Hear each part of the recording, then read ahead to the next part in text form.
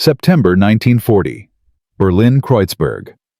Klaus Becker stood in line with 43 other boys outside the district assembly hall, trying not to cry. He was 10 years old. His mother had scrubbed his face raw that morning, combed his hair with water until it lay flat against his skull. His father hadn't said goodbye. The boy in front of him was shaking. "What if they hit us?" the boy whispered. "They won't." Klaus lied. He'd heard stories. Older boys came back from the first meetings with bruises, with split lips, with something broken behind their eyes. The doors opened. A man in a brown uniform stepped out, his voice like gravel. "Inside. Now. Single file." Klaus's legs moved before his brain caught up. At the front stood Scharführer Erich Zimmermann, 22 years old, missing 2 fingers on his left hand, eyes like a dog that had been beaten too many times. "Sit." They sat. Zimmermann walked between the rows, slow, deliberate. He stopped behind Klaus. "You. Stand up." Klaus stood. His knees locked. "What's your name?" "Klaus Becker, sir." "Louder." "Klaus Becker, sir." Zimmermann circled him. "Your father works at Borsig, doesn't he? Building locomotives for the front?" "Yes, sir." "Good. That's real work." He raised his voice. "Your fathers build the machines of war. You will become those machines. You are not children anymore. Children are weak. Children cry. Children disobey. Are you children?" Silence. "I asked you a question. Are you children?" "No, sir." The response was ragged, terrified. "No, you are soldiers. You are the future of the Reich, and soldiers do not cry. Soldiers do not question. Soldiers obey." He moved to the front, his damaged hand gripping the table. "If you cry in my presence, I will give you something to cry about. If you hesitate when given an order, I will correct you.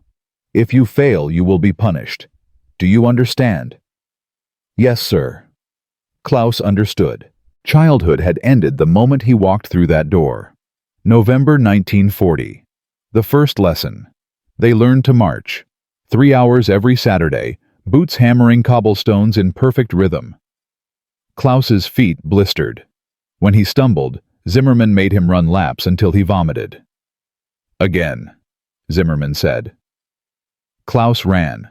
They learned songs, violent songs about blood and soil and enemies that needed crushing. The boy next to him, Peter Vogel, couldn't remember the words. Zimmermann grabbed him by the collar, dragged him to the front. "This boy has failed the unit. When one fails, all fail. Form 2 lines." They formed lines facing each other. Zimmermann handed Peter to the boy at the front. "Hit him." The boy hesitated. "I said hit him." The fist connected with Peter's jaw. His head snapped back. He didn't fall. "Next." The second boy hit him in the stomach. Peter doubled over, gasping. "Next." It went down the line. 12 boys. 12 hits. When Klaus's turn came, Peter's face was already swelling, blood leaking from his nose. His eyes met Klaus's, pleading. "Hit him," Zimmermann said, "or you take his place." Klaus hit him, not hard. A glancing blow to the shoulder, but he hit him. Peter collapsed after the 20th blow. Zimmermann stepped over him. "Dismissed. Vogel, you stay." They left Peter there, curled on the floor. Klaus walked home in silence, his knuckles aching. When he reached his apartment, his mother asked how the meeting went. "Fine," Klaus said. That night he pressed his face into his pillow and cried as quietly as he could. January 1941. The Indoctrination. The film projector clattered in the darkness. Der ewige Jude, the eternal Jew. The narrator's voice was calm, clinical, explaining how Jewish people were parasites, how they spread disease, how they controlled everything. The images showed crowded ghettos, poverty rats. The editing was seamless, deliberate. It made you believe. Klaus watched a boy on screen steal bread. The narrator called him a thief. Klaus felt disgust rise in his throat. Not because of the theft, but because he was supposed to feel it. Because the film was teaching him what to feel. When the lights came on, Zimmerman stood at the front. "What did you learn?" Hands shot up. "You Schmidt?" A boy with red hair stood. "That Jews are the enemy, sir."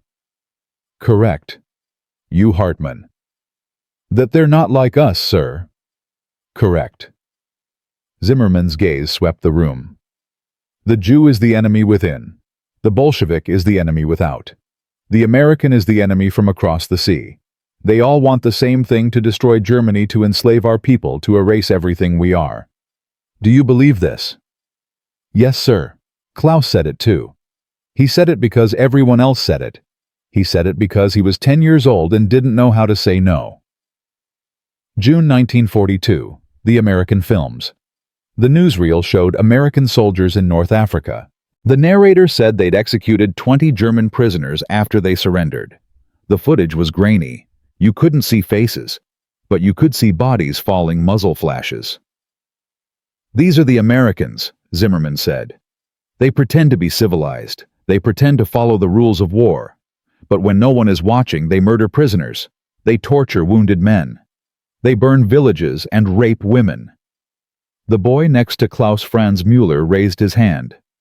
"Yes." "Is it true, sir?" Zimmerman's face darkened. "Are you questioning what you just saw?" "No, sir, I just—" "Stand up." Franz stood trembling. "Do you think the Reich lies to you?" "No, sir." "Do you think your eyes lie to you?" "No, sir." "Then what are you asking?" Franz's voice broke.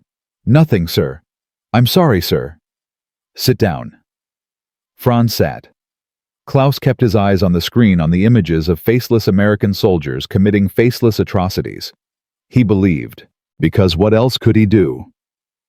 After the film, Klaus walked home with Franz through the rubble of a recent bombing raid. British, probably. The buildings on Oranienstrasse were gutted. "Do you think it's true?" Franz asked quietly.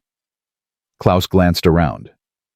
What they said about the Americans." Klaus shrugged. "Why would they lie?" "I don't know. My uncle lived in America before the war. He said they weren't monsters." "Where's your uncle now?" Franz didn't answer.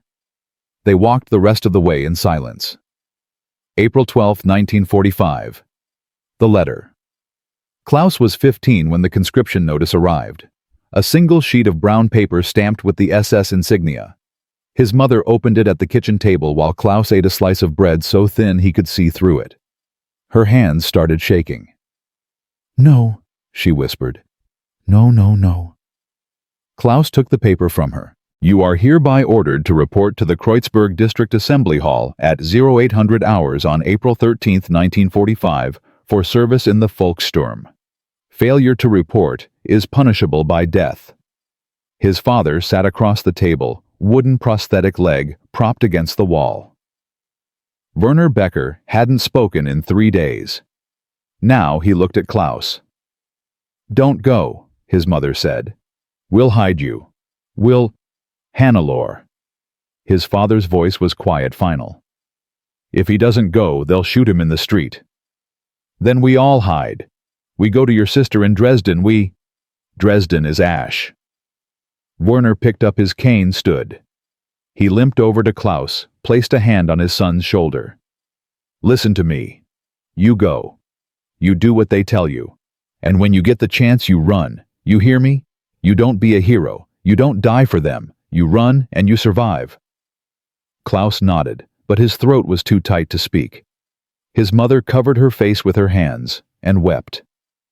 April 13, 1945. The training. 64 boys stood in the ruins of a bombed apartment building near Görlitzer Park. The youngest was 12. The oldest was 17. Klaus recognized some of them from the Hitler Youth. Most were strangers. Hauptscharführer Otto Krantz stood before them, 54 years old, leaning on a cane. "You have 3 days. 3 days to learn what soldiers spend months learning. I can't make you soldiers, but I can try to keep you alive long enough to surrender." A boy in the front row raised his hand. "Surrender, sir." Krantz stared at him. "The war is lost. Berlin is surrounded. The Führer is in his bunker and the Reich is collapsing. I'm not supposed to tell you this. I'm supposed to tell you that victory is at hand, that we're turning the tide, that you're heroes defending the fatherland. He spat. You're not heroes. You're children. And the men who sent you here should be hanged. The boys stared in stunned silence. But you're here. And I'm here. So I'm going to teach you how to shoot, how to hide, and how to not get killed. After that, what you do is up to you. They learned to fire the carabiner 98K. Klaus's first shot went wide. His second kicked like a mule. The recoil slammed into his shoulder. Something cracked. Pain shot down his arm. He tasted blood where he'd bitten his tongue. His ears rang so loud, he couldn't hear Krantz shouting at him. Again. Klaus's hands were shaking. He couldn't feel his fingers. He fired. The rifle kicked again. This time he was ready. The pain was still there, but duller. The bullet hit a brick wall 30 meters away. Good enough, someone said. They learned to use the Panzerfaust. Klaus's instructor, a one-eyed corporal named Vogel, demonstrated the weapon with the enthusiasm of a man teaching funeral rites. This is a Panzerfaust 60. You get one shot. Effective range 60 meters. After you fire, throw it away and run. If you don't run, the backblast burns you alive. If you run toward the tank, the machine gun kills you. If you run away and the tank sees you, the machine gun kills you. If you miss, the tank kills you. Questions. A boy raised his hand. What if we hit? Vogel smiled without humor. Then you live long enough to reload. Maybe. Klaus's turn came. He knelt, positioned the tube on his shoulder, aimed at a rusted Volkswagen 50 meters away. His hands were shaking. The trigger was cold. His finger tightened. The explosion was a physical blow. The backblast hit him like a fist. He flew backward, slammed into rubble. His right arm was on fire. Actually on fire. Someone was screaming. It was him. Someone threw dirt on his sleeve. The flames went out. His skin was blistered red, weeping. The rocket had sailed over the car, over the wall, and exploded somewhere in the ruins beyond. Vogel helped him up. You alive? Klaus nodded. He couldn't speak. Good. Now you know what it feels like. There was no next time.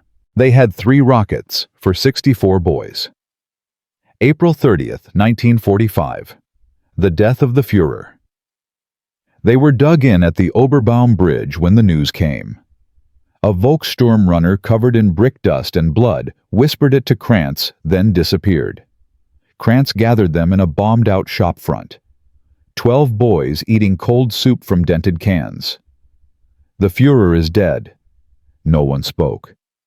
Donitz is in charge now. We keep fighting. Dieter Schultz, the 12-year-old, started crying. Softly at first, then harder, his shoulders shaking.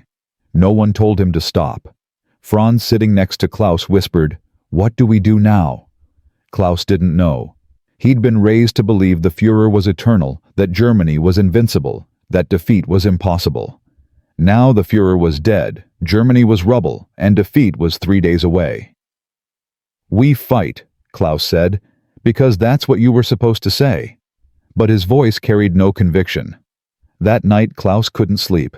He sat in his foxhole, staring at the dark water of the Spree. He thought about his father's words. You run and you survive. But where the Soviets were coming from the east, the Americans from the west. Berlin was a trap. He thought about surrendering. But the propaganda screamed in his head. They will torture you. They will mutilate you. Americans are monsters. He gripped his rifle tighter and waited for dawn. May 3rd, 1945. The monsters. Klaus heard the tanks before sunrise. 3 of them diesel engines, growling treads, grinding over broken stone. He pressed himself into his fighting position, Panzerfaust across his knees. Sherman tanks, American. Olive drab white stars painted on the hulls. Behind them, infantry in loose formation. Krantz crouched beside him. Hold your fire. But I said hold. The lead tank stopped 50 meters away. Its turret swiveled. Klaus's finger found the trigger. His heart hammered. A voice crackled over a loudspeaker. German. Broken accented, but German. Junge, komm raus. Wir werden nicht schießen. Boys, come out. We will not shoot. Klaus stared at Krantz. It's a trick. Maybe. The voice repeated. Der Krieg ist vorbei. Ihr seid Kinder. Kommt raus. The war is over. You are children. Come out. Franz stood up, just stood, hands empty, and started walking toward the tank. Franz, stop, Klaus hissed. They'll kill you. But Franz kept walking. 20 meters. 10. He reached the tank and a soldier climbed down. Black skin. American uniform. The soldier pulled a canteen from his belt, opened it, handed it to Franz. Trinken, the soldier said. Franz drank. He didn't collapse. He wasn't shot. He stood there, water running down his chin. One by one the others stood. Dieter, Schmidt, Hartmann, all of them walking toward the Americans with their hands raised. Krantz dropped his rifle. Come on, Klaus. But Klaus couldn't move. 5 years of propaganda. 5 years of fear. His muscles locked. The black soldier saw him. Walked toward him, slow hands visible. Hey, kid, he said in English. It's okay. Nobody's gonna hurt you. Klaus didn't understand the words, but he understood the tone. Gentle, tired, human. The soldier knelt, pulled another canteen from his belt, held it out. Trinken. Klaus took it with shaking hands. The water was warm metallic. He drank until the canteen was empty. When he looked up, the soldier was smiling. Not the smile of a conqueror. Not the smile of a monster. The smile of someone who was just relieved he didn't have to shoot a child today. Klaus dropped the Panzerfaust into the dirt. He started crying. Not from fear. Not from relief. From something he didn't have words for yet. The soldier patted his shoulder awkwardly, said something Klaus didn't understand, and walked him toward the other boys. They sat in a ragged line, guarded by Americans who gave them water, who shared cigarettes with Krantz, who looked at them with something close to pity. One soldier, older with sergeant stripes, crouched in front of Klaus. You speak English, kid. Klaus shook his head. The sergeant tried German. Wie alt bist du? 15. Klaus whispered. 15. The sergeant's face darkened. He stood, turned to his men, said something sharp in English. Then he walked away, shaking his head. Klaus sat there, surrounded by other boys, surrounded by American soldiers. Not torture, not death. Just water. Just safety. Just the first moment of peace he'd felt in 5 years. And somewhere in the ruins behind him, the war was ending. Not with a bang. With a black soldier handing a canteen to a boy who'd been taught to hate him. The truck bed was metal cold and packed with 18 boys who still didn't believe they weren't about to die. Klaus sat between Franz and Dieter, knees pulled to his chest, watching American soldiers smoke cigarettes and talk in a language that sounded like gravel rolling downhill. One of them, the black soldier who'd given him water, sat on the tailgate, his rifle across his lap, humming something soft under his breath. Where are they taking us? Dieter whispered. He was 12 and hadn't stopped shaking since they'd climbed into the truck. A camp, Franz said. A prison camp. Will they shoot us there? Klaus didn't answer. He was watching the soldier hum. Monsters didn't hum. Monsters didn't share cigarettes with prisoners. Monsters didn't look tired and sad and human. The truck lurched over rubble. Berlin passed by in ruins. Entire blocks reduced to skeletal walls and ash. They'd done this. Klaus and his Hitler Youth friends, they'd helped make this happen. They'd believed it was glorious. The soldier caught Klaus staring. He smiled, reached into his jacket and pulled out something wrapped in brown paper. He tossed it to Klaus. Hungry, he said in English. Klaus unwrapped it. Bread. White bread, soft with actual butter. He stared at it like it was a hallucination. Eat, the soldier said, gesturing to his mouth. Klaus bit into it. The taste exploded across his tongue. Real bread, real butter. He'd forgotten food could taste like this. Tears ran down his face, and he couldn't stop them. The soldier watched him cry and said something quiet in English. Then he turned away, giving Klaus privacy for his breakdown. They arrived at a temporary holding facility in Spandau at 1100 hours on May 3, 1945. A commandeered factory, red brick walls, still standing windows blown out, surrounded by barbed wire and American guards. Klaus counted 43 soldiers on perimeter duty as they drove through the gate. Every one of them looked exhausted. A sergeant with a clipboard met them at the truck. He was maybe 35 with a thin mustache and eyes that had seen too much. "How many?" he asked. 18, the black soldier said. "Youngest is 12, oldest is 17, Volkssturm. None of them fired a shot." The sergeant looked at the boys in the truck bed like they were something broken he didn't know how to fix. "Jesus Christ, get them processed." Processing meant standing in line in a warehouse that smelled like diesel fuel and disinfectant. An American medic, a Jewish name sewn on his uniform that Klaus couldn't pronounce, checked each boy for wounds, diseases, lice. When he got to Klaus, he paused at the burn on his arm from the Panzerfaust training. "This hurt?" he asked in broken German. Klaus nodded. The medic cleaned it, applied ointment that stung like acid, wrapped it in clean white gauze. "You're lucky," he said. "Another inch and you'd have no arm." "Thank you," Klaus whispered. The medic's hands stopped moving. He looked at Klaus for a long moment. "Don't thank me yet, kid. You're going to live with what you did. That's harder than dying." They were assigned to Barrack 7, a converted warehouse floor, with 50 canvas cots arranged in neat rows. No cells, no bars, just beds and blankets and a single guard at the door who looked more bored than menacing. Klaus chose a cot near the wall. Franz took the one next to him. Dieter took the one next to Franz. They sat in silence waiting for the torture to start. It didn't start. At 1800 hours, dinner arrived. American soldiers wheeled in metal containers on carts. Steam rose from them. The smell made Klaus's stomach cramp.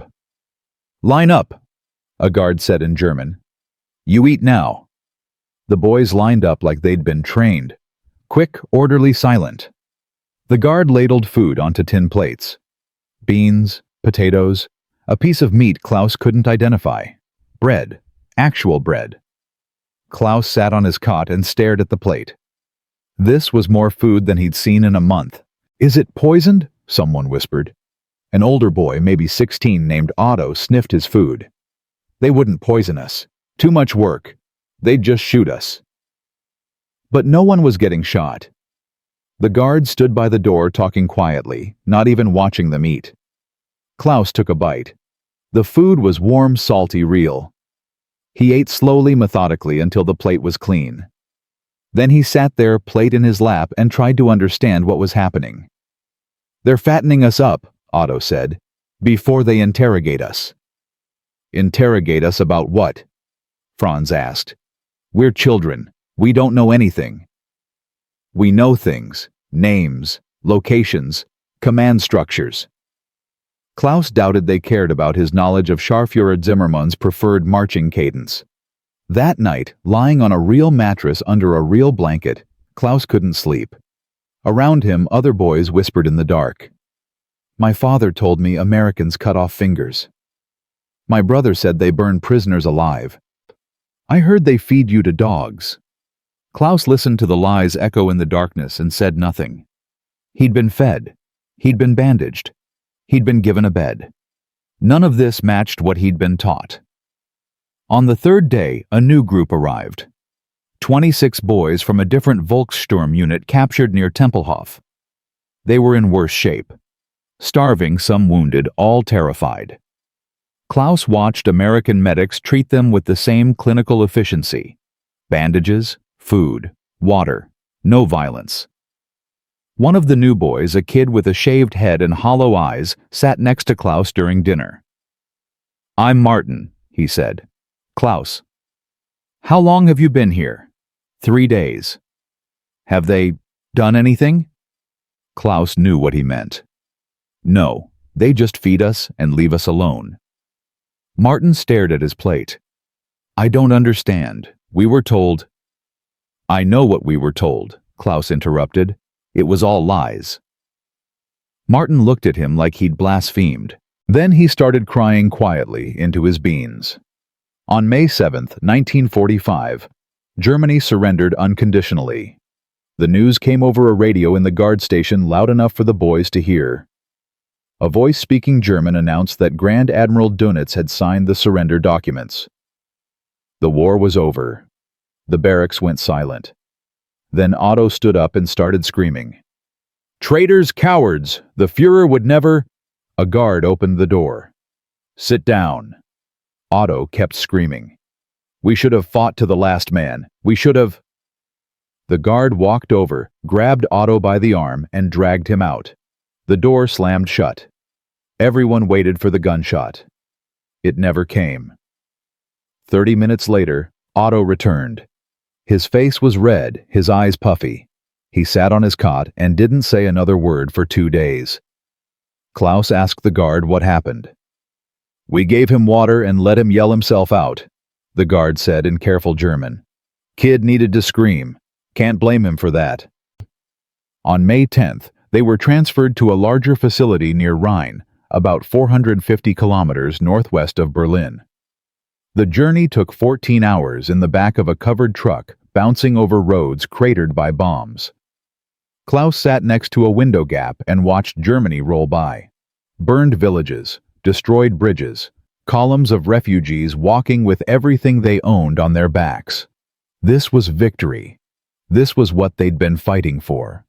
Rhine, prisoner of war enclosure number 4, held approximately 3,200 German prisoners when Klaus arrived. Most were Wehrmacht regulars, Luftwaffe ground crew, a few SS who kept to themselves in a separate compound. The boys, about 140 of them now, were housed in their own section.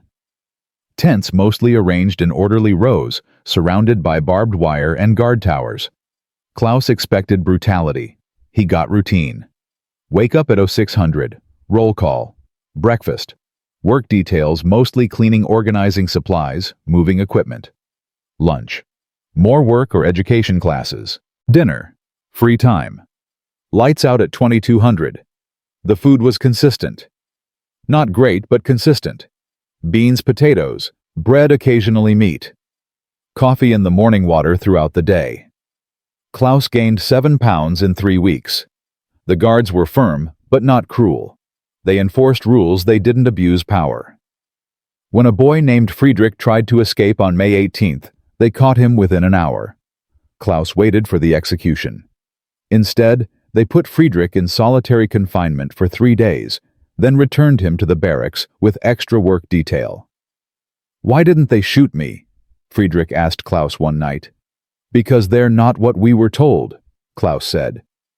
The education classes started on May 24th. An American officer, Captain Robert Harmon, stood in front of 60 boys and spoke in careful textbook German. You have been lied to, he said. For years you have been taught that Germany is superior, that other races are inferior, that war is glorious. These are lies. I'm going to show you the truth. He showed them photographs. Concentration camps, Bergen-Belsen, Dachau, rows of skeletal corpses, mass graves, gas chambers disguised as showers. This, Captain Harmon said, is what you fought for. This is what your Reich built. This is what happened while you were learning to march. Klaus stared at the photographs and felt his stomach turn inside out. He ran outside and vomited behind the barracks. Franz found him there, sitting in the dirt, shaking. Did you know? Franz asked. No. Klaus wiped his mouth. Did you? No. But my uncle, the one who went to America? They arrested him in 1938. I asked my father where he went. He said away, just away. Franz sat down next to Klaus. Do you think? I don't know. They sat in silence for a long time. That night, Otto stood up during free time and addressed the barracks. "They're lying to us," he said. "Those photographs are fake. American propaganda. They want to make us hate ourselves, make us weak so they can control us." "Sit down," Klaus said. "No, we need to remember who we are. We need to—" Klaus stood up.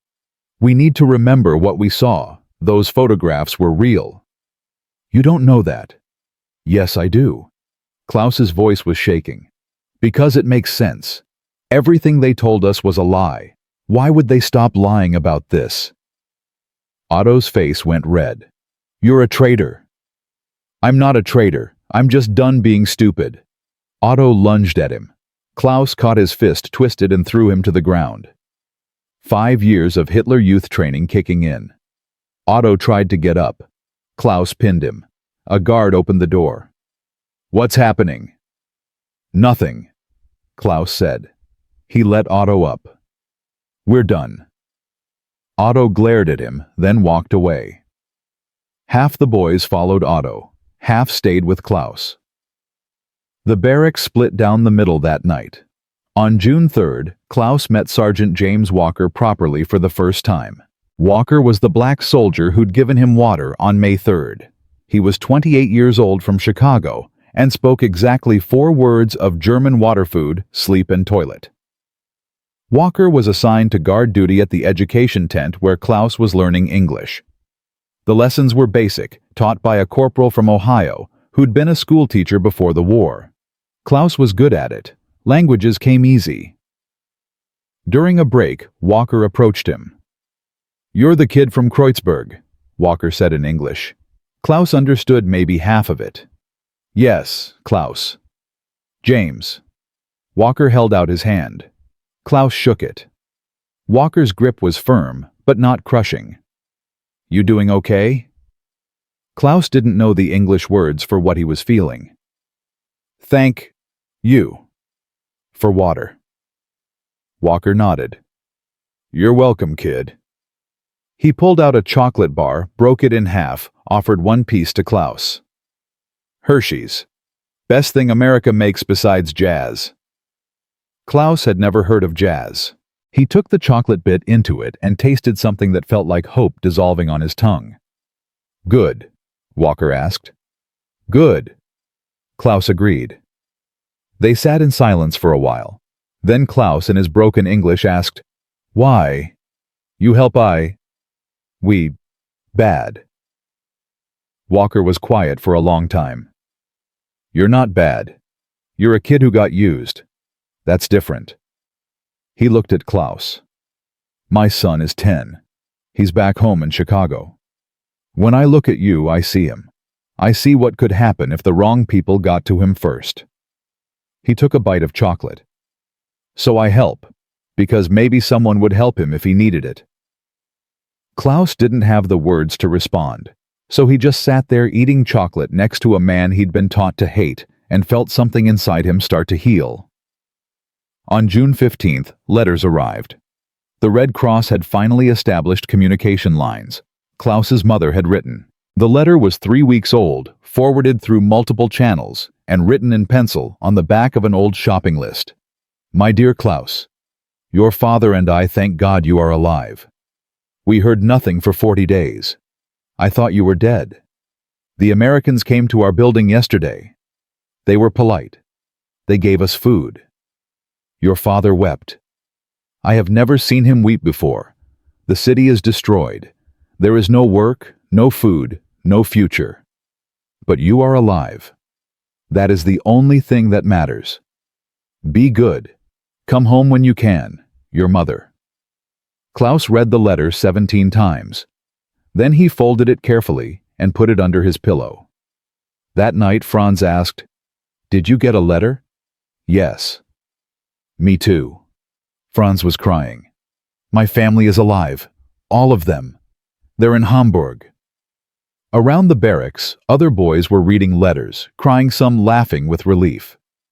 For the first time since the war ended, they had proof that something existed beyond the wire. On June 28th, they were informed that boys under 16 would be released within 2 weeks, sent to displaced persons camps, or reunited with families if possible. Boys 16 and 17 would remain in custody for an additional 60 days, pending review. Klaus was 15. He was going home. The night before his release, he couldn't sleep. He lay on his cot and thought about what waited for him. Berlin in ruins. His father crippled. His mother starving. A future built on the ashes of everything he'd believed. Franz, from the next cot, whispered, "Are you scared?" "Yes." "Me too." Pause. "Do you think we're bad people?"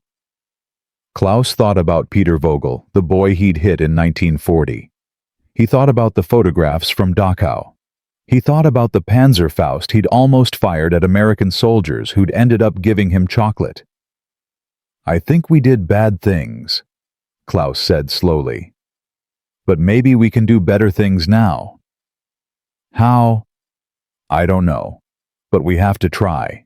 On July 2, 1945, Klaus Becker walked through the gates of Rhine Prisoner of War Enclosure No. 4, carrying a bag with his belongings. One change of clothes, his mother's letter, and a chocolate bar Sergeant Walker had given him that morning. "Stay good, kid," Walker had said. "Don't let them make you into something you're not." Klaus had nodded, unable to speak, past the lump in his throat. The truck that would take him to the displaced persons camp waited outside the gate. 12 other boys were already inside. Franz was there. Dieter was there. Martin was there. Otto was not. Otto had chosen to stay with the older boys, still believing that someday, somehow, the Reich would return. As the truck pulled away, Klaus looked back at the camp, at the guards who'd fed him, at the tents that had sheltered him, at the place where he'd learned that mercy was real and that monsters wore uniforms he recognized. The road ahead was broken. Germany was broken. Klaus was broken. But broken things could be rebuilt, and maybe, just maybe, the foundation could be something better this time. Sergeant Walker stood at the gate watching them go. He raised one hand in farewell. Klaus raised his in return. In the back of the truck, Dieter was crying again. Klaus put an arm around him. "It's going to be okay," Klaus said. He didn't know if it was true, but he knew that even in hunger and darkness, even in the ruins of everything, they'd believed, there were still hearts that whispered hope. There were still men who chose mercy over revenge. There were still moments when the monsters turned out to be human, and the humans turned out to be capable of grace. Klaus held on to that as the truck carried them toward whatever came next. The displaced persons camp at Lehrter Station sat in the skeleton of what used to be Berlin's central railway terminal. The roof was gone. The platforms were cracked. But the Red Cross had set up tents, medical stations, and a processing center for refugees trying to find their families. Klaus arrived there on July 4, 1945, with Franz and 11 other boys, all carrying paper documents that declared them discharged POWs under 16 non-combatant status. A Red Cross volunteer, a German woman named Frau Kessler with gray hair and tired eyes, checked his papers. Klaus Becker, born April 1930. Father Werner Becker, mother Hannelore Becker. Last known address Kreuzberg District, Oranienstrasse 47. "Is it still standing?" Klaus asked. Frau Kessler consulted a list. "The building is damaged but habitable. Your parents registered with us 3 weeks ago. They're alive." Klaus's knees went weak. "Can I go to them?" "Tomorrow. It's after curfew. You'll stay here tonight, leave at first light." That night, Klaus lay on a camp cot surrounded by hundreds of displaced people and couldn't sleep. His father was alive. His mother was alive. He would see them tomorrow. The thought terrified him more than the tank had. What would he tell them? How could he explain what he'd believed, what he'd almost done? How could he face his father who'd told him to run after Klaus had stayed and fought? Franz in the next cot whispered, "Klaus?" "Yeah." "When you see your parents, are you going to tell them everything?" Klaus thought about it. "I don't know. Are you?" "I don't think I can." Franz's voice cracked. My mother, she'll look at me different. She'll know I hit someone. She'll know I believed all of it." "We were children," Klaus said, but the words felt hollow. "We were old enough to pull triggers." Neither of them slept that night. At dawn, Klaus walked through Berlin with a map drawn by Frau Kessler. The city was unrecognizable, entire neighborhoods erased. The streets were clogged with rubble refugees and Soviet soldiers smoking on street corners. American jeeps patrolled in pairs. The Reichstag was a burned shell. The Brandenburg Gate stood alone in a field of destruction. Klaus walked for 3 hours. His legs ached. His arm, still bandaged from the Panzerfaust burn, throbbed. When he reached Oranienstrasse, he stopped. His building was still standing. Barely. The eastern wall was collapsed, exposing the interior like a dollhouse. But the western apartments were intact windows covered with cardboard and canvas. Klaus climbed the stairs. 2nd floor. 3rd floor. The door to apartment 3B was painted red just like he remembered. He knocked. Footsteps.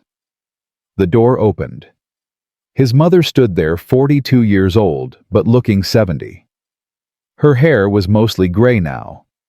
Her dress hung loose on a frame that had lost 20 kilograms, but her eyes, when they saw him, filled with something that made Klaus's throat close. "Klaus," she whispered. Then she pulled him inside and held him so tight he couldn't breathe. She was crying, saying his name over and over, and Klaus just stood there, arms at his sides, unable to move. His father appeared from the kitchen, limping on his wooden leg, and stopped. Werner Becker looked at his son for a long moment. Then he nodded once. "You survived," Werner said. "Yes." "Good." Werner turned back to the kitchen. "Your mother made soup. It's not much, but it's hot." They sat at the kitchen table, the same table where Klaus had eaten breakfast on April 12th before reporting for conscription. The soup was thin, mostly water and cabbage, but it was warm. His mother couldn't stop touching him. His hand, his shoulder, his face, like she needed proof he was real. "They told us the Americans were executing prisoners," she said. "They said anyone captured would be killed or sent to work camps in Siberia. When you didn't come back, I thought—" Her voice broke. "The Americans fed me," Klaus said quietly. "They gave me medicine. They taught me English." His father looked up from his soup. "English?" "A little. One of the guards, Sergeant Walker, he was kind to me." Klaus stirred his soup. "They weren't what we were told." His mother's hand tightened on his. "No one was what we were told." That night, Klaus lay in his old bed, in his old room, and stared at the ceiling. The wall was cracked. You could see into the next apartment where the Rosenfelds used to live. They'd been gone since 1943. Klaus had never asked where. Now he knew. The next morning, July 6th. Klaus walked to what remained of Alexanderplatz. The building where he'd first met Zimmermann was a pile of rubble. The streets were full of people trying to rebuild, trying to survive. Soviet soldiers directed traffic. American jeeps distributed food from the back of trucks. Klaus stood in line for ration cards. Behind him, an old man was talking to a woman in a headscarf. "They arrested Hauptmann Gruber yesterday," the man said. "The Americans. They're rounding up all the SS, all the Hitler Youth leaders." "Good," the woman said. "They should hang them all." Klaus's stomach turned. He moved forward in line, got his ration card, and walked away quickly. On July 10th, Franz found him. Franz's family had made it to Berlin from Hamburg looking for relatives. They met at a soup kitchen run by the Red Cross on Friedrichstrasse. "Did you hear about Zimmermann?" Franz asked. Klaus's blood went cold. "No." "British arrested him 3 days ago. They found him hiding in a basement in Wedding District. They're holding him for trial." "Trial for what?" Franz looked at him like he was stupid. "For what he did to us. For training children. For war crimes." Klaus thought about Zimmermann making him run until he vomited. Thought about Peter Vogel being beaten by 12 boys while Zimmermann watched. Thought about the propaganda, the lies, the systematic destruction of their ability to think. Good, Klaus said. But it didn't feel good. It felt complicated. 2 days later, Klaus was walking past a makeshift cinema set up by the British Army when he saw a crowd gathering. A sign outside read, "Compulsory viewing, all German citizens." A British soldier was checking papers letting people in. Klaus showed his ID. "How old are you?" the soldier asked in careful German. 15. The soldier hesitated. It's difficult to watch." "I'll watch anyway." Inside, maybe 200 people sat on benches facing a white screen. British soldiers stood at the exits. The lights went down. The film had no title card. It just started. Bergen-Belsen, Dachau, Buchenwald. Footage shot by Allied cameramen in April and May 1945. Piles of bodies. Living skeletons in striped uniforms. Mass graves being filled by bulldozers. Children with hollow eyes. Gas chambers. Crematoriums. A British narrator spoke in German. "This is what was done in your name. This is what your government created. This is what you allowed to happen." Klaus watched a man dig through a pile of corpses looking for his daughter. Watched British soldiers force SS guards to bury the dead with their bare hands. Watched a woman who weighed maybe 35 kilograms try to stand and collapse. Around him, people were crying. Some had left. Some were being sick into buckets provided by the British. Klaus just sat there frozen, unable to look away. When it ended and the lights came on, an old man stood up and shouted, "Lies, American lies!" A British officer walked over. "You think this is fake?" "Yes." "Then come with me. I'll take you to Bergen-Belsen myself. You can smell it, you can see it. You can tell the survivors they're lying to their faces." The old man sat down. Klaus walked out into the July sunlight and vomited in an alley. His hands were shaking. His vision was blurred. He slid down a wall and sat in the dirt, trying to breathe. A voice said, "Klaus." He looked up. Peter Vogel stood there. Peter who Klaus had hit in 1940. Peter who'd been beaten by 12 boys for forgetting song lyrics. Peter was 17 now, thin with a scar on his cheek Klaus didn't remember. "Peter?" Klaus whispered. "I just watched the film," Peter said. His voice was flat, emotionless. "Did you?" Klaus nodded. Peter sat down next to him. They didn't speak for a long time. Finally, Peter said, "I joined in 1938. I was 8. My father made me. He said it was our duty." He laughed, but there was no humor in it. Duty. That's what they called it. Duty to beat other children. Duty to hate. Duty to believe. "Peter, I'm sorry. For hitting you, don't." Peter's voice was sharp. "Don't apologize. We all did it. We all believed. Apologizing doesn't change anything." "Then what does—" Peter looked at him. "I don't know, but we have to figure it out. Because if we don't, if we just say we were following orders, or we were children, then we're no different than them." Klaus thought about Zimmerman, about Hitler, about all the people who'd created the machine that turned children into weapons. "We are different," Klaus said. "We stopped." Did we? Or were we just stopped? Klaus didn't have an answer.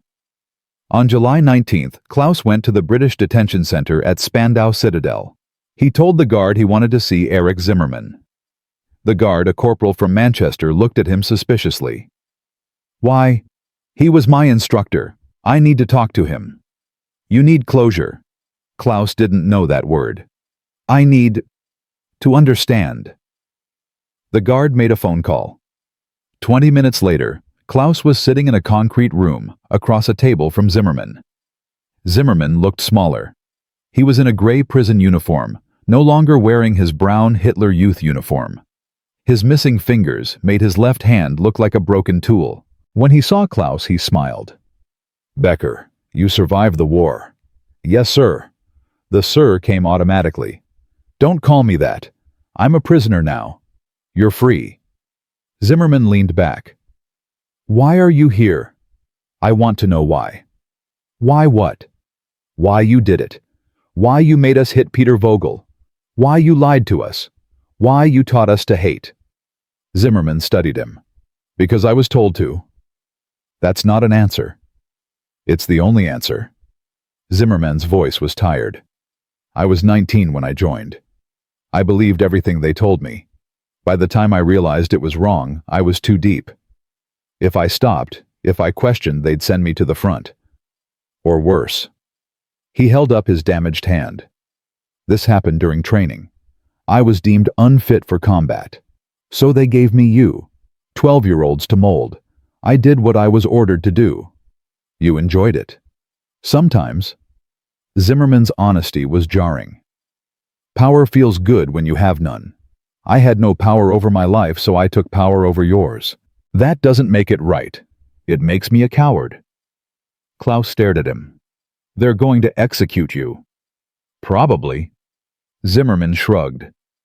"Do you think they should—" Klaus thought about Peter's beaten face. Thought about Dieter, 12 years old, crying in a foxhole. Thought about the photographs from Dachau. "Yes," Klaus said. Zimmerman nodded. "Good. At least you learned to think." He leaned forward. "When they ask you about me at the trial, tell the truth. All of it. Don't protect me. Don't lie. Tell them exactly what I did. Because if you don't, if you lie to protect a monster, then I destroyed you after all." Klaus left the detention center and didn't look back. On August 2nd, 1945, Klaus started work. The city needed laborers to clear rubble, and boys his age were being hired for basic wages. 3 Reichsmarks a day paid in occupation currency. Klaus joined a crew of 18 men and boys clearing a collapsed apartment building on Linienstrasse. The foreman, a man named Herr Dietrich, who'd lost his son at Stalingrad, was fair, but strict. No stealing, no fighting, no talking politics. We work, we get paid, we go home. Understood. They understood. Klaus worked 10 hours a day, hauling bricks, sorting rubble, searching for anything salvageable. His hands blistered, then calloused. His muscles ached. But the work was honest, and honest work felt like redemption. On his crew was a man named Stefan, maybe 35, who'd been Wehrmacht infantry. Stefan had been at Normandy, captured by Americans on June 8, 1944, and spent 13 months in a POW camp in Oklahoma. "Oklahoma," Stefan said during lunch break. "Middle of nowhere, hot as hell. But the Americans, they treated us well. Fed us. Let us work on farms. Paid us in scrip we could use at the camp store." He bit into his bread. "Better than I treated French POWs in 41. "What did you do to them?" Klaus asked. Stefan looked at him. "Things I'm not proud of." "Are you sorry?" "Every day." Stefan wrapped up his remaining food. "But being sorry doesn't bring them back, doesn't undo what I did. So I work, I rebuild, I try to be better." He stood. "That's all any of us can do." On August 15th, Klaus received a letter from Sergeant Walker. It had been forwarded through the Red Cross, postmarked Chicago, Illinois, USA, dated July 28th. "Dear Klaus, I hope this letter finds you well. I am back home with my family. My son asked me what the war was like. I told him about the cities we liberated, the people we helped, and the children we saved. I told him about you. You asked me once why I helped. I want you to understand something. You were not the enemy. You were a victim. The enemy was the ideology that put a weapon in your hands. The enemy was the system that taught you to hate. You have a chance now that many don't. You can choose who you become. You can choose to be better than what they tried to make you. I believe you will make the right choices. Stay good. James Walker." Klaus read the letter sitting on his bed while his mother made dinner in the kitchen. He read it 3 times. Then he folded it carefully and put it in the box with his discharge papers. On September 1st, Klaus testified at Zimmerman's trial. British military tribunal, 3 judges, a prosecutor, who spoke perfect German. Klaus told them everything. The beatings, the propaganda, the training, the lies. He didn't protect Zimmerman. He didn't soften the truth. When he finished, the lead judge asked, "Do you hate Herr Zimmerman?" Klaus thought about it. "No, sir, I pity him." Why? Because he was a coward who chose cruelty over courage, and now he'll die knowing that. Zimmerman was sentenced to death by hanging. The sentence was carried out on October 3, 1945. Klaus didn't attend. On October 12th, Klaus started school again. The British had reopened a gymnasium on Schönhauser Allee for children aged 12 to 17.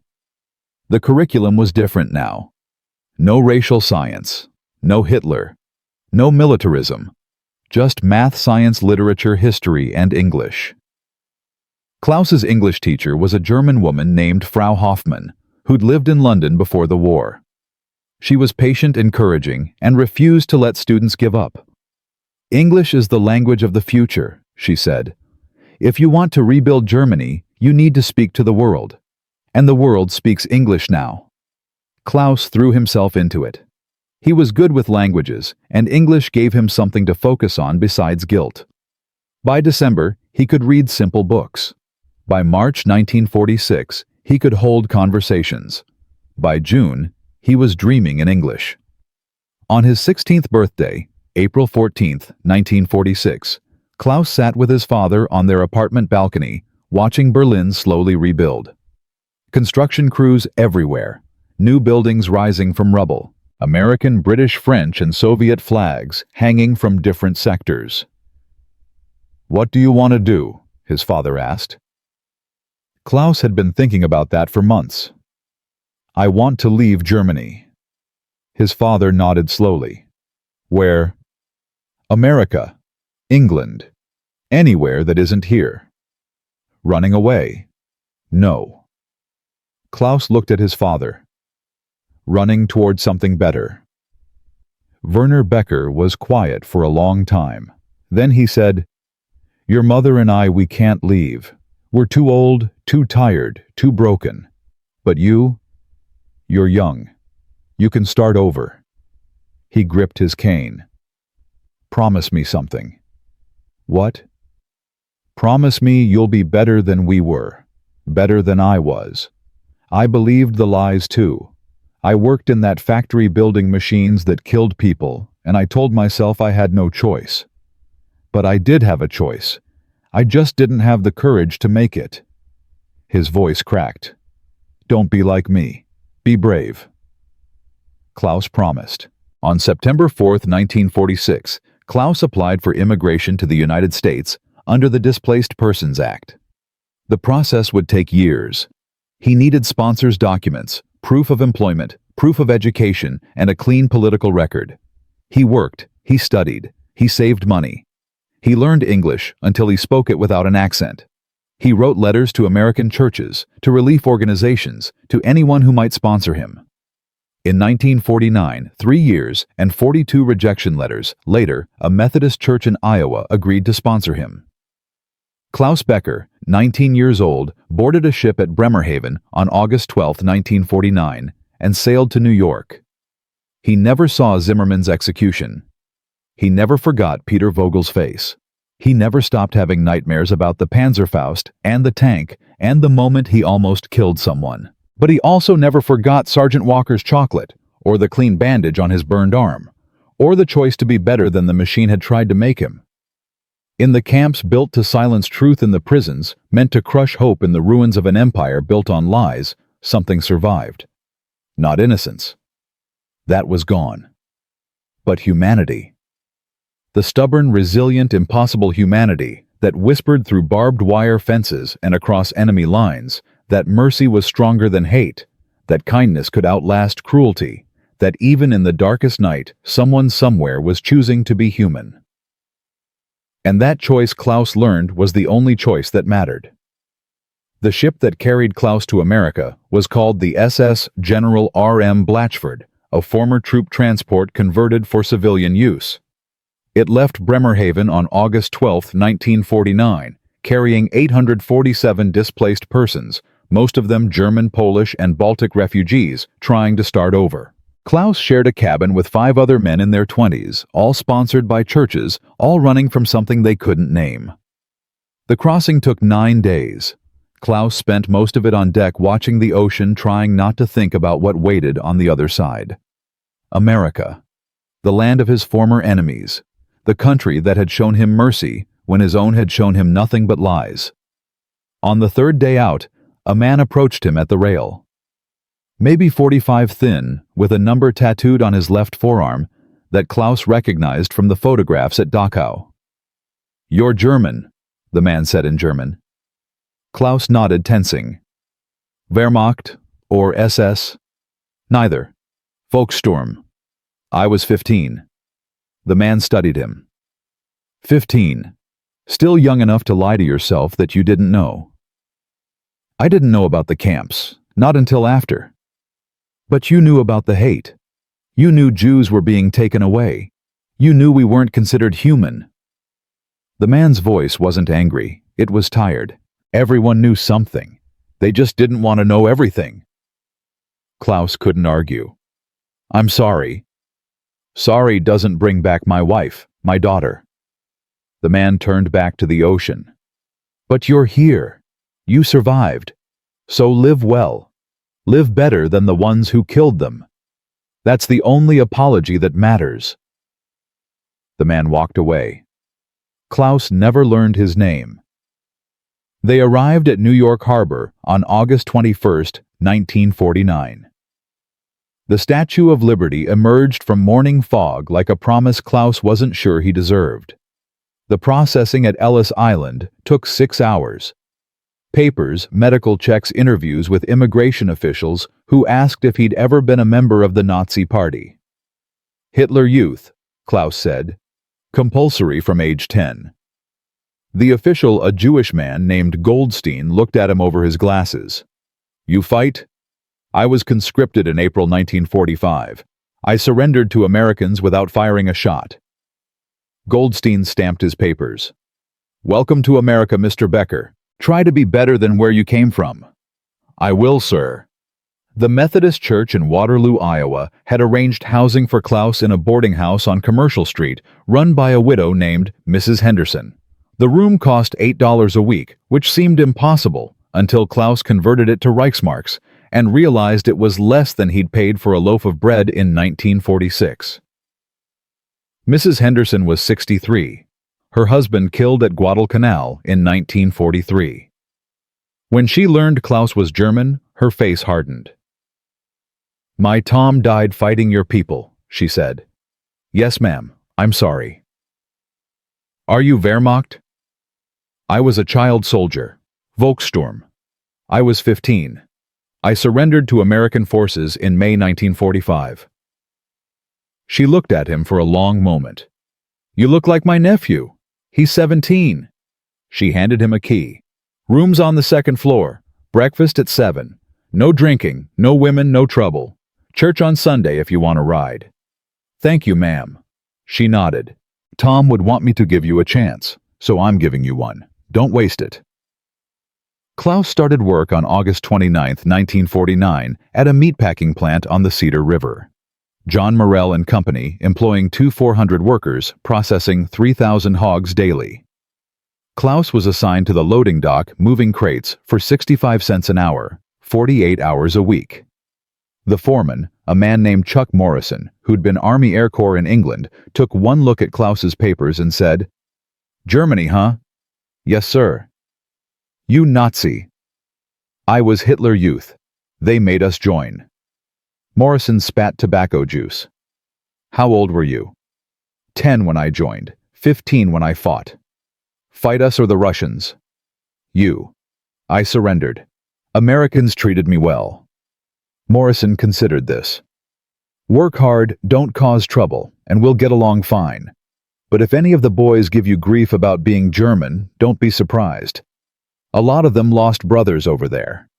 They gave him grief. The first week, someone wrote Kraut on his locker. The second week, a man named Eddie Kowalski, whose brother died at Bastogne, cornered him in the break room. "You kill any Americans?"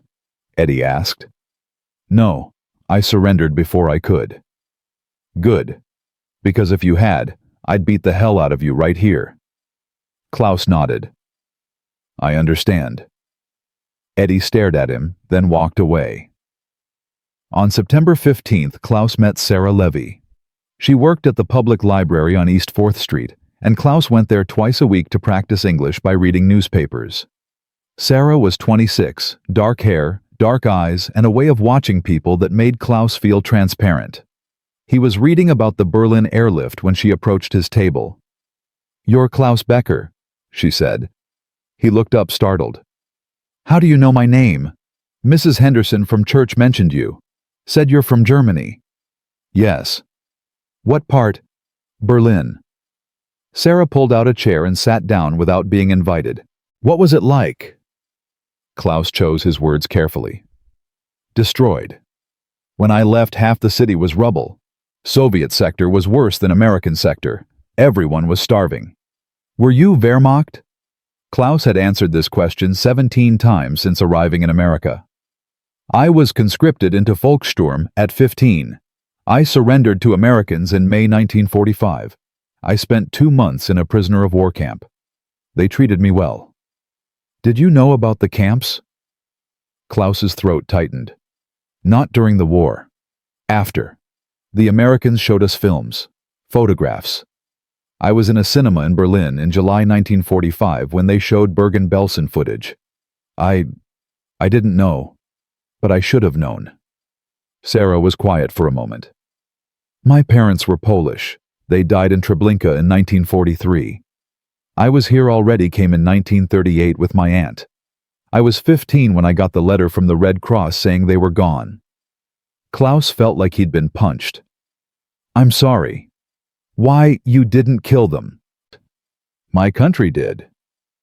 "Your country was a machine. You were fed into it like everyone else." Sarah stood up. "But you got out. So now you have a choice about what you do next.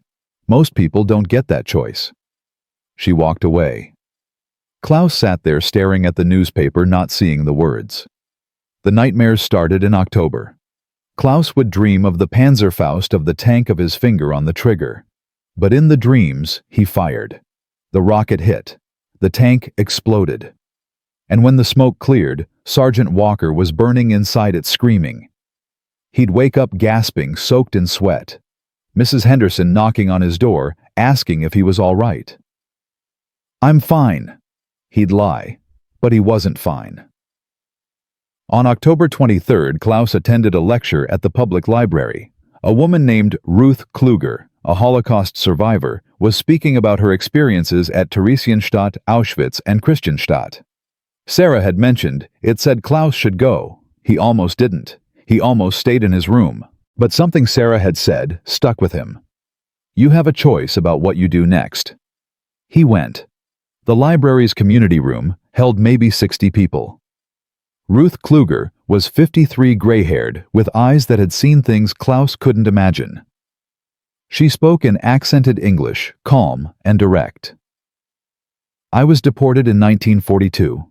I was 11 years old. My father was already dead. My mother and I were sent to Theresienstadt, from there Auschwitz. My mother was selected for the gas chamber immediately. I survived because I lied about my age, said I was 15, old enough to work." Klaus sat in the back row, unable to move. "I spent 2 years in labor camps. Christianstadt was an ammunition factory. We worked 12-hour shifts 6 days a week assembling fuses for artillery shells. The guards were German women civilians, some as young as 18. They weren't monsters. They were ordinary people who'd been taught that we weren't human." She described the march in January 1945 when the camp was evacuated ahead of the Soviet advance. "They marched us west in the snow. No food, no shelter. Women who couldn't keep up were shot. The guards didn't enjoy it. They just did it. Because that's what the system taught them to do." Klaus's hands were shaking. "I survived because a German guard, a woman named Helga, gave me her bread one night. She didn't have to. She could have been punished, but she did it anyway. And because of her, I lived long enough to be liberated by Americans near Leipzig in April 1945. After the lecture, people asked questions. One man asked how she could forgive. Ruth laughed, but there was no humor in it. Forgive, I don't forgive the system. I don't forgive the ideology, but the individuals. Some of them were monsters. Most were just people who made terrible choices because choosing differently felt impossible. She looked around the room. The important thing is that we learn. That we teach our children to recognize when they're being fed into a machine that destroys humanity. Klaus raised his hand before he could stop himself. Ruth looked at him. Yes. I was Hitler Youth, Klaus said. His voice cracked. I believed the lies. I was taught to hate. I almost killed American soldiers because I thought they were monsters. And then, they gave me water. They gave me food. They showed me mercy I didn't deserve. The room went silent. What do I do with that? Klaus asked. How do I live with what I believed, what I almost did? Ruth studied him. How old were you when you joined Hitler Youth? 10. And when you surrendered, 15. Then you were a child fed into the machine.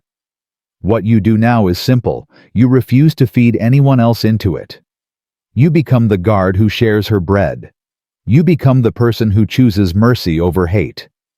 She paused. That's how you live with it. By living better. Klaus couldn't speak. He nodded, blinking back tears. After the lecture, Sarah found him outside, sitting on the library steps. You spoke up, she said. I had to. Sarah sat next to him. My parents probably worked with Hitler Youth members. They ran a bakery in Warsaw. They sold bread to German soldiers, to Hitler Youth groups on camping trips. They smiled and served them because that's what survival required. Klaus looked at her. Weren't you angry at me when you found out? I was, for about 10 minutes. She pulled her coat tighter against the November cold. Then I realized you were 15 when the war ended. Same age I was when my parents died. We were both children when adults destroyed the world. Being angry at you doesn't bring them back. What does? Nothing. Sarah's voice was quiet.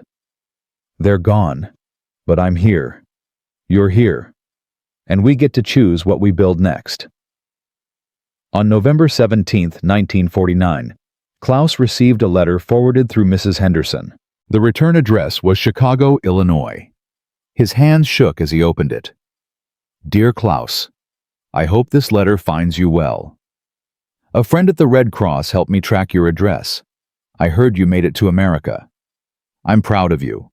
I'm still in Chicago working for the post office now that I'm out of the Army.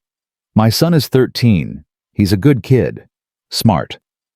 I told him about you. He wants to write to you. Practice his penmanship. Would that be all right? There's something I never told you in Berlin. When I saw you with that Panzerfaust, I thought I was going to have to shoot you. You were 15 scared, and I knew if you fired, I'd have to kill you. When you surrendered. Instead, I went back to my tent and cried. I cried because for once, I didn't have to kill a child. You saved my life too, Klaus, by choosing to surrender, by choosing to live. Keep making good choices. Your friend James Walker. Klaus read the letter 4 times, then carefully folded it and put it in his box with his discharge papers and his mother's old letter from 1945. On December 24, 1949, Klaus attended Christmas Eve service at First Methodist Church with Mrs. Henderson. The sanctuary was warm, decorated with candles and pine boughs. The pastor spoke about redemption, about second chances, about the light that shines in darkness. Klaus sat in the pew and thought about Sergeant Walker's chocolate, about the guard who gave Ruth Kluger bread, about Sarah choosing not to hate him, about Mrs. Henderson giving him a room despite her dead husband. Mercy. All of it came down to mercy. The choice to be human when the machine demanded you be a monster. After the service, Sarah found him in the fellowship hall, drinking weak coffee and eating sugar cookies. "I'm going to New York in February," she said. "There's a program helping Jewish refugees settle. They need translators. I speak Polish, Yiddish, and English." "That's good work," Klaus said. "Come with me." Klaus stared at her. "What? Come with me? You speak German, English, some Polish? They need people like you. People who understand what it's like to survive something that tried to destroy you." "Sarah, I'm not Jewish. I was Hitler Youth. They won't want me. They need good people. And you're trying to be good. That's more than most." She finished her coffee. "Think about it." Klaus thought about it for 3 weeks. Then, on January 15, 1950, he gave Mrs. Henderson notice. On February 3rd, he and Sarah took a train to New York City. The Refugee Resettlement Office was in a converted warehouse on Delancey Street, run by a Jewish relief organization called HIS. The director, a man named Abraham Cohn, who'd survived Mauthausen, interviewed Klaus in a small office that smelled of coffee and old paper. "You were Hitler Youth," Cohn said, reading Klaus's file. "Yes, sir. Compulsory from age 10. You fought for Germany. For 3 weeks. I surrendered to Americans without firing a shot." Cohn looked at him. "Why do you want to work here?" Klaus chose his words carefully. "Because I need to do something good. I spent 5 years being taught to hate. I need to spend the rest of my life learning to help. This won't erase what you believed." "I know, sir, but maybe it will build something better."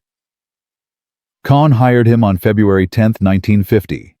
Klaus's job was simple: greet refugees, help them navigate paperwork, translate when needed, and show them that America could be a home.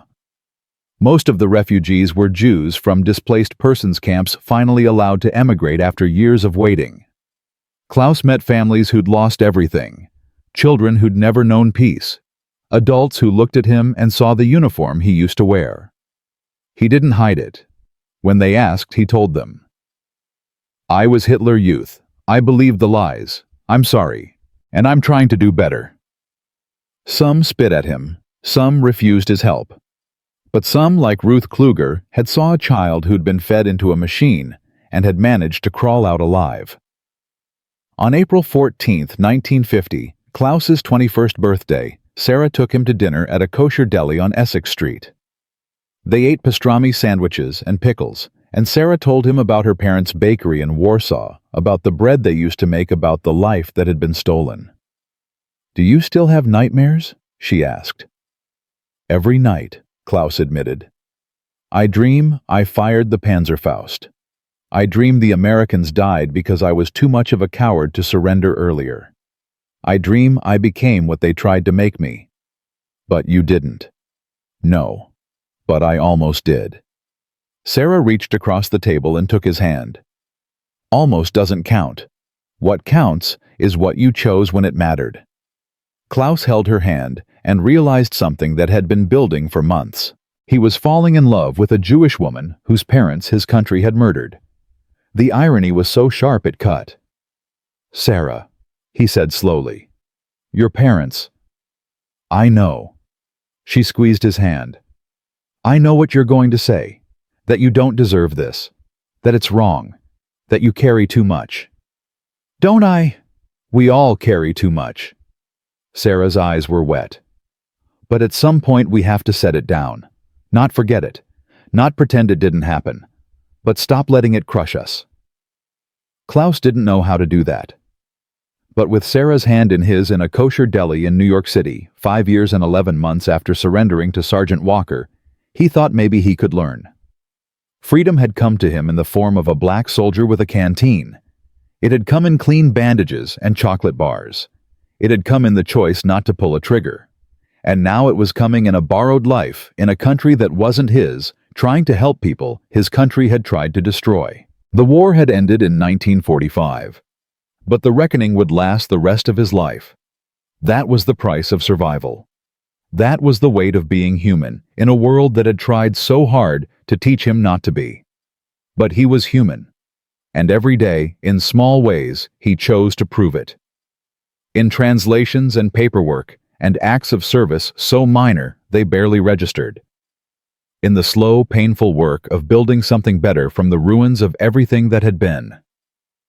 Freedom had arrived. But it came too late for millions who'd vanished into smoke and snow and silence. Klaus lived for them now, for the ones who didn't get chocolate or mercy or second chances. He lived, and he tried to be worthy of the breath he still drew. And some days, that was enough. On June 15, 1950, Klaus received a telegram from Berlin. His mother had written through the Red Cross emergency system the only way to reach him quickly. The message was 9 words: "Father dying, stop, pneumonia, stop, come if you can stop." Klaus stared at the telegram in the Hayes office, his hands numb. Sarah found him there standing by the window, not moving. "What happened?" "My father. He's dying." Sarah read the telegram. "Can you go?" "I don't know. I'd need papers permission to re-enter if I leave America money for passage." Klaus's voice was flat. "It would take weeks." "Then start now." Klaus started. He filed paperwork with immigration explaining the emergency. He withdrew his savings, $340 earned over 9 months at Hayes. He wrote to Mrs. Henderson, to his supervisor at the meatpacking plant, to everyone who'd helped him build a life in America. On July 2nd, he received approval. Temporary travel authorization valid for 60 days. He booked passage on a freighter leaving July 8th from New York to Hamburg, 8 days crossing. The night before he left, Sarah came to his apartment on Orchard Street. She brought soup from the deli bread and something wrapped in brown paper. "Open it," she said. Inside was a small leather journal, blank pages, and a fountain pen. "Write it down," Sarah said. "Everything you see, everything you feel. The truth doesn't survive unless someone writes it down." Klaus held the journal. "What if I can't?" "You can. You already did once when you testified against Zimmerman. You told the truth then. Keep telling it." They spent the night talking, not sleeping. Sarah told him about her plan to start a program documenting survivor testimonies, recording stories before the people who lived them died. Klaus told her about the nightmares about Sergeant Walker's letters, about the weight of being the boy who almost killed, and the man trying to heal. At dawn, Sarah walked him to the pier. The freighter sat low in the water cargo, already loaded crew preparing to cast off. "Come back," Sarah said. "I will." "Promise me." Klaus kissed her. "I promise." The crossing was rough. July storms in the North Atlantic. Klaus spent most of it in his bunk, writing in the journal Sarah had given him. He wrote about Berlin, about Zimmerman, about the Panzerfaust and the tank. He wrote about the chocolate and the water and the moment he learned that mercy was real. He wrote about his father telling him to run, and how Klaus hadn't run until it was almost too late. They arrived in Hamburg on July 16, 1950. The city was still rebuilding 5 years after the war. The port was functional but scarred. British and American flags flew from administration buildings. Klaus cleared customs, changed money, and took a train to Berlin.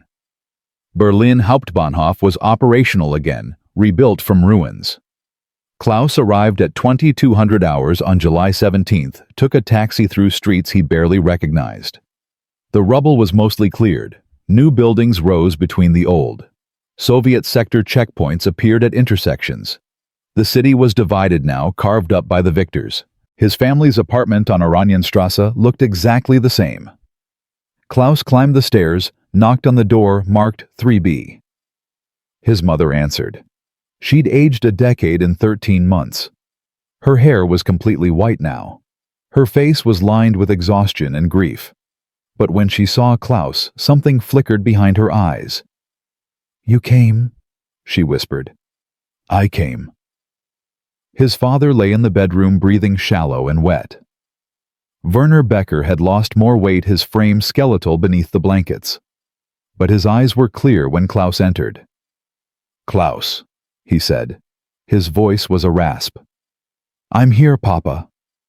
Werner reached out a shaking hand. Klaus took it, sat beside the bed. His father's grip was weak, the hand cold. "I don't have long," Werner said. "Hours, maybe. The doctors say my lungs are drowning." "Don't talk. Save your strength." "No." Werner's grip tightened slightly. "I need to tell you something. Something I should have told you years ago." Klaus waited. "I knew," Werner said. "About the camps. Not everything, not the scope. But I knew Jews were being taken away. I knew they weren't coming back. I worked at Borsig with a man named David Rosenfeld. He was an engineer, brilliant, taught me calculus when I was an apprentice." Werner coughed, blood flecking his lips. "They came for him in 1941, dragged him out of the factory in front of everyone. I stood there and watched. I did nothing." Klaus's throat tightened. "I told myself I had no choice, that if I spoke up they'd take me too. Take you. Take your mother." Werner's eyes were wet. "But that was a lie. I had a choice. I chose to be a coward. I chose to survive." He looked at Klaus. "You were braver than me. When you testified against Zimmermann, you did what I couldn't. You told the truth." "Papa..." "No. Listen." Werner coughed again, harder. Klaus's mother appeared with a cloth, wiped the blood. "You're young. You have time. Don't waste it like I did. Don't let them make you silent. Don't let them convince you that survival is the same as living." Klaus held his father's hand and said nothing. Werner Becker died at 03:47 hours on July 18, 1950. His last words were to Klaus's mother, "I'm sorry." They buried him on July 20th in a cemetery in Prenzlauer Berg, one of the few that hadn't been completely destroyed during the war. 23 people attended. Neighbors, former co-workers, a few distant relatives. The pastor was young, new to the position after the previous one had been executed for hiding Jews in his church basement. At the graveside, Klaus's mother gripped his arm. "Your father loved you," she said. "He was so proud when he heard you'd gone to America. He told everyone. My son is in America, starting over, being brave." She wiped her eyes. "He wanted that for you. The courage he didn't have." After the funeral, Klaus walked through Berlin alone. He went to Alexanderplatz, where the Hitler Youth Assembly Hall had stood. It was a parking lot now. He went to the Oberbaum Bridge where he'd surrendered. The bridge was rebuilt, tramcars running again. He went to Kreuzberg, to the spot where Sergeant Walker had given him water. Nothing looked the same. Everything was different. But the memories remained sharp as broken glass. On July 23rd, Klaus visited the Soviet sector. He needed a special pass issued by American authorities allowing temporary crossing. The checkpoint at Friedrichstrasse was tense, Soviet soldiers checking papers with automatic rifles slung over their shoulders. Klaus was going to Ravensbrück, 90 kilometers north of Berlin. It had been a women's concentration camp opened in 1939, liberated by Soviets in April 1945. It was now a memorial site open to visitors maintained by the German Democratic Republic. He took a train, then a bus. The camp sat beside a lake, the water blue and peaceful. The juxtaposition was obscene. The gates were still standing. Iron with the inscription, Arbeit macht frei, removed but the frame remaining. Klaus walked through them and felt his stomach drop. Barracks. Punishment cells. The crematorium still standing, still smelling faintly of ash. A Soviet guide led a group of 40 people through, explaining in German and Russian what had happened here. 132,000 women had passed through these gates. 92,000 had died. Klaus stood in the punishment cell block, barely large enough for one person to stand.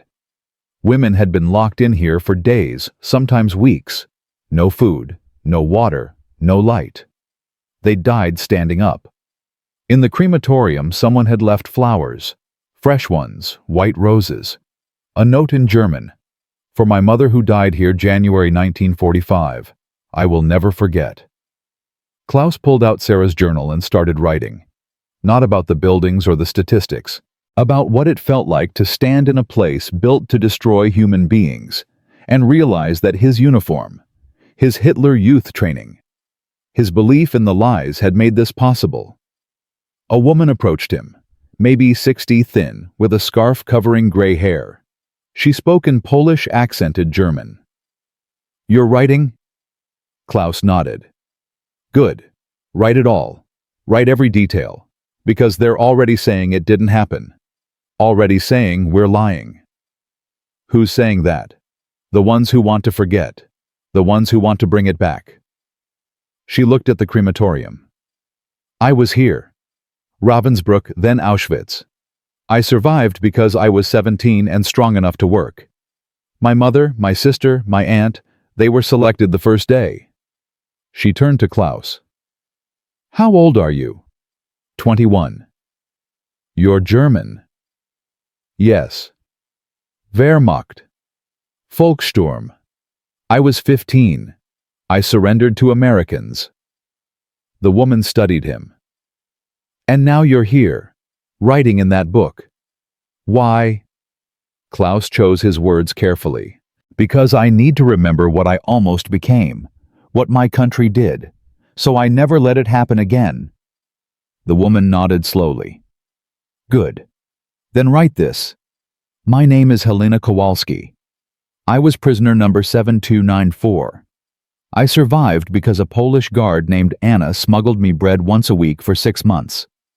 Anna was executed in March 1945 for theft of camp supplies. She died so I could live.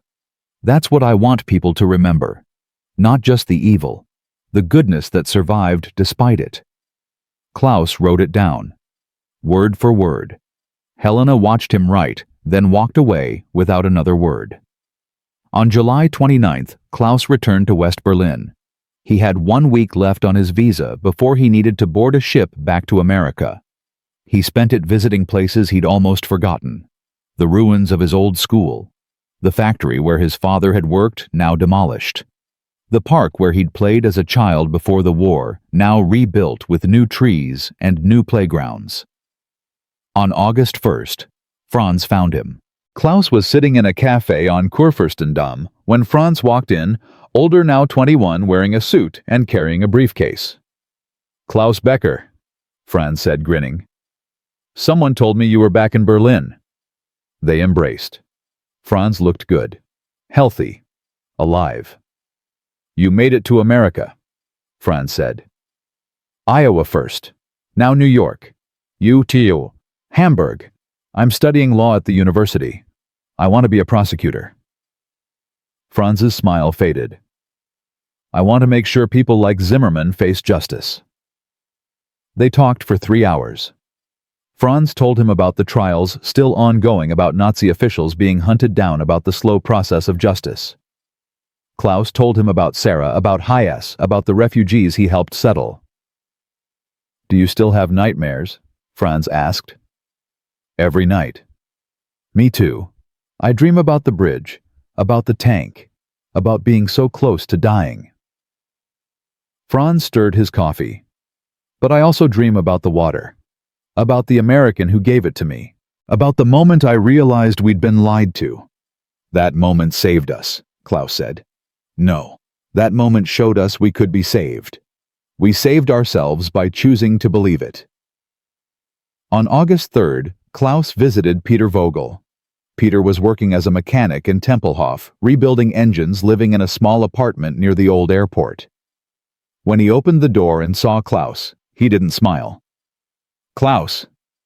"Peter, can I come in?" Peter hesitated, then stepped aside. The apartment was sparse. A bed, a table, a radio, tools everywhere. Peter made coffee in silence, then sat across from Klaus. "Why are you here?" Peter asked. "To apologize. For hitting you. For being part of what they did to you." Peter stared at his coffee. "You weren't the only one who hit me. You weren't even the hardest. That doesn't make it right." "No, it doesn't." Peter looked up. "But you were 10 years old. We all were. They made us into weapons and turned us on each other." He took a sip. "I'm angrier at Zimmerman than I am at you. He was hanged, October 1945. I know. I would have pulled the lever myself if they'd asked. Peter's voice was bitter. But it doesn't change what happened.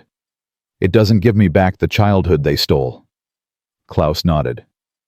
I'm sorry. Stop saying that. Sorry doesn't fix anything. Peter stood, walked to the window. You want to do something useful? Don't apologize. Just live better. That's all any of us can do. Klaus left Peter's apartment and walked to the river. He sat on the bank of the Spree, where the Oberbaum Bridge stood rebuilt, and pulled out Sarah's journal. He wrote about Peter, about Franz, about Helena at Ravensbrück. He wrote about his father's confession and his mother's grief. He wrote about the gates and the crematorium and the flowers left by someone who would never forget. He wrote until his hand cramped, until the sun set over the divided city, until he'd filled 30 pages with truth. On August 5, 1950, Klaus boarded a train to Hamburg, then a ship to New York. His mother stood on the platform crying, holding a package wrapped in brown paper. Your father wanted you to have this, she said. Inside was Werner Becker's prosthetic leg, the wooden one he'd worn after losing his real leg at the Borsig factory. He said to remember what happens when machines use people instead of people using machines, his mother said. He said you'd understand. Klaus held the wooden leg heavy with symbolism and regret. I'll come back, he told his mother. When I can. I'll bring Sarah. You'll like her. Is she Jewish? Klaus hesitated. Yes. His mother closed her eyes, tears streaming. Good. Then maybe we didn't destroy everything after all. The crossing back to America took 9 days. Klaus spent them writing, filling Sarah's journal with everything he'd seen, everyone he'd talked to, every truth that refused to stay silent. When he ran out of pages, he bought a new journal from the ship's store and kept writing. He arrived in New York on August 17, 1950. Sarah was waiting at the pier, and when Klaus saw her, something inside him broke open. He dropped his bag and held her shaking, unable to speak. You came back, Sarah whispered. I promised. That night in Sarah's apartment on Rivington Street, Klaus read her everything he'd written, every word, every name, every truth. She listened in silence, and when he finished, she took the journals and held them like they were sacred. This is how we fight, she said. Not with guns, with memory, with refusing to let them erase what happened. Klaus and Sarah married on November 12, 1950, in a small ceremony at a synagogue on Eldridge Street. The rabbi who performed the ceremony was a survivor of Sobibor. He looked at Klaus during the ceremony and said, You come from a people who tried to destroy us. Now you marry one of us. This is Tikkun Olam, repair of the world. They started the documentation project in January 1951. Sarah handled interviewing survivors. Klaus handled translation, transcription, and preservation. They recorded 847 testimonies over the next decade. Jewish survivors, Roma survivors, political prisoners, homosexuals, disabled people, everyone the Reich had tried to erase. They also recorded testimonies from perpetrators, guards who'd worked in camps, bureaucrats who'd processed deportation orders, Hitler youth leaders who'd trained children to hate, not to excuse them, to understand how ordinary people became part of a machine that destroyed millions. In 1953, Klaus testified at the trial of Rudolf Höss, former commandant of Auschwitz, who'd been captured hiding under a false name in Denmark. Klaus's testimony wasn't about Höss. It was about the system that created men like Höss. I was taught that Jews were subhuman, Klaus testified. I was taught that mercy was weakness. I was taught that obedience was the highest virtue. By the time I was old enough to question these things, questioning them felt impossible. That's how the machine worked. It made ordinary evil feel normal. The prosecutor asked, Do you consider yourself guilty? Klaus thought about Peter Vogel's face, about his father's confession, about the crematorium at Ravensbrück. Yes, he said, not of murder, not of genocide, but of complicity, of believing, of not asking questions when questions were still possible. And how do you live with that? By making sure it's remembered, by making sure it never happens again, by choosing every day to be better than what they tried to make me. Hus was sentenced to death. He was hanged at Auschwitz on April 16, 1947, near Crematorium Wars, where he'd supervised the murder of over 1 million people. Klaus didn't attend, but he wrote about it. He wrote about everything. In 1961, Klaus and Sarah had a daughter. They named her Helena Anna after the survivor at Ravensbrück and the guard who'd saved her. Helena grew up bilingual, speaking English and German, surrounded by books and testimony, and the constant reminder that memory was a form of resistance. When Helena was 7, she asked, "Daddy, why do you write so much?" Klaus knelt down to her level. "Because if we don't write it down, people will forget. And if they forget, it could happen again." What could happen again? People hurting each other because they were taught to hate. Helena thought about this. Then I'll write too, so they never forget. On May 8, 1975, 30 years after Germany's surrender, Klaus returned to Berlin for the last time. He was 46 years old. His mother had died 2 years earlier. Sarah came with him and Helena, now 14. They visited Ravensbrück together. The memorial had expanded. More documentation. More names. More flowers left by people who refused to forget. Klaus showed Helena the punishment cells, the crematorium, the lake that had witnessed everything. "This is where I learned what we're capable of," Klaus told his daughter. "The worst and the best, the cruelty and the courage, the evil and the mercy." Helena stood in the gates, reading the inscription that had been reinstalled not as original decoration, but as warning, "Arbeit macht frei." "It's a lie," Helena said. "Yes," Klaus said, "but it's a lie that millions believed, and that's why we remember, so no one believes it again." They built Ravensbrück with hatred. They built Auschwitz with cruelty. They built Dachau with the methodical destruction of human dignity. But these places were remembered with love. With flowers and journals and testimonies and the stubborn refusal of survivors and witnesses to let the truth die. Klaus Becker died on April 14, 2001, his 72nd birthday. He'd spent 56 years documenting, testifying, teaching, and remembering. His archive, maintained by Sarah and Helena, contained 4,993 recorded testimonies, 18,000 pages of translated documents, and 47 journals filled with his own handwritten accounts.